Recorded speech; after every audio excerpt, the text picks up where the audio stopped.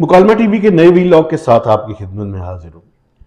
अभी ये जो सुप्रीम कोर्ट का प्रोसीजर्स से मुतल्लिक फैसला सामने आया है, इसमें एक बात वाज़ेह हो गई है।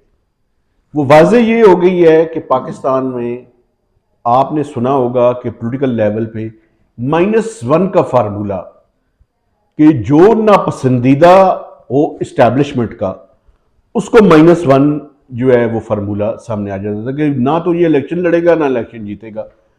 लेकिन मुझे लग ये रहा है कि -3 का फार्मूला सामने आ रहा है कि -3 में ना तो जरदारी साहब, ना मियां नवाज शरीफ और ना इमरान खान आइंदा की असम्बली में होंगे।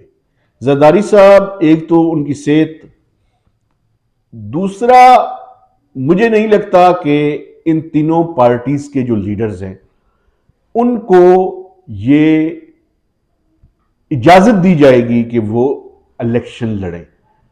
देखें, अगर ये -2 और -3 का फार्मूला इस्तेमाल करना है तो मुझे ये बताएं कि इस तरह के जाली इलेक्शंस करवाने की क्या जरूरत है।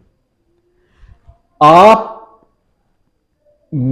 पाकिस्तान में ये देखें, बुनियादी तौर पे ये कोर्ट्स का और इस्टेब्लिशमेंट का ये काम ही नहीं है कि वो किसी पार्टी को आउट करें और किसी पार्टी को इन करें। मैं किसी क्रिमिनल का सपोर्टर तो नहीं हूं, लेकिन मैं इस बात का सपोर्टर जरूर हूं कि पाकिस्तान की पॉलिटिकल लीडरशिप का फैसला पाकिस्तान के अवाम करें और अवाम को यह हक हासिल होना चाहिए कि वो जिस पार्टी के जिस लीडर को मुंतखब करना चाहते हैं, free and fair elections Pakistan के लोगों का फंडामेंटल राइट है। अगर आप उसको किसी भी 2 नंबर प्रोसेस के जरिए उन लोगों को डिस्क्वालीफाई करना चाहते हैं तो मैं रिक्वेस्ट करूंगा पाकिस्तान की आला अदलिया से कि वो इसमें मुमिद्दो मुआवन साबित ना हो इस्टेब्लिशमेंट के, वो इस टाइम रेजिस्ट करें और जो पाकिस्तान की पॉलिटिकल लीडरशिप है उसको मौका दें। केसेस, अगर किसी ने करप्शन की है, किसी ने कोई भी गलत काम किया है, उसके केसेस चलाते रहे, और अगर उसके खिलाफ वो चीजें इस्टेब्लिश हो जाती हैं तो आप उसके खिलाफ फैसला भी दें। लेकिन यह क्या तरीका है कि जो पाकिस्तान के लोगों का हक है, आप पाकिस्तान के लोगों को उनके बुनियादी फंडामेंटल राइट से महरूम कर रहे हैं। चाहे नवाज शरीफ हो, चाहे इमरान खान हो, चाहे जरदारी हो, पाकिस्तान के लोगों का हक है कि वो जिसको मुंतखब करना चाहें उसको मुंतखब करें।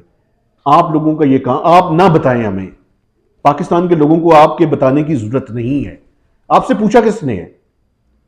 आपसे किसी ने नहीं पूछा। आपसे हमसे पूछ के आप किसी को इंपॉर्टेंट किसी पोजीशन पे लगाते हैं? नहीं लगाते।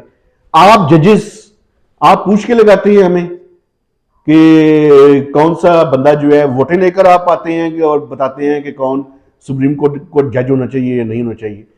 ये पाकिस्तान के पार्लियामेंट अवाम की नुमाइंदा पार्लियामेंट है। आप कैसे किसी के रास्ते में स्टम्बलिंग ब्लॉक बन सकते हैं? चाहे वो इमरान खान हो, चाहे वो मियां नवाज शरीफ हो, चाहे वो जरदारी साहब हो।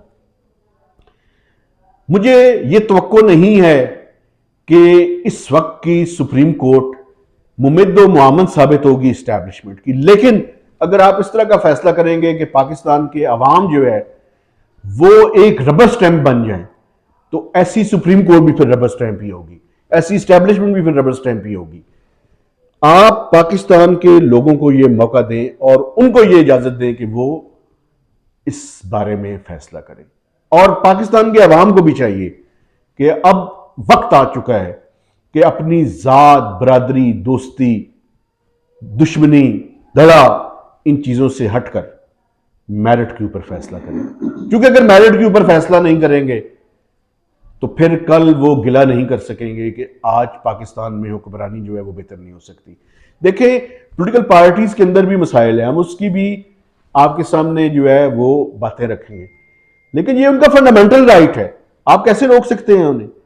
और ये -2 की बातें, -3 की बातें, मैं समझता हूं कि ये पाकिस्तान के अवाम के साथ ज्यादती है और इस ज्यादती के खिलाफ पाकिस्तान के तमाम बाशऊर लोगों को अपनी आवाज बुलंद करनी चाहिए। अगर वो आवाज बुलंद नहीं करेंगे तो उनका गला मजीद घोट दिया जाएगा।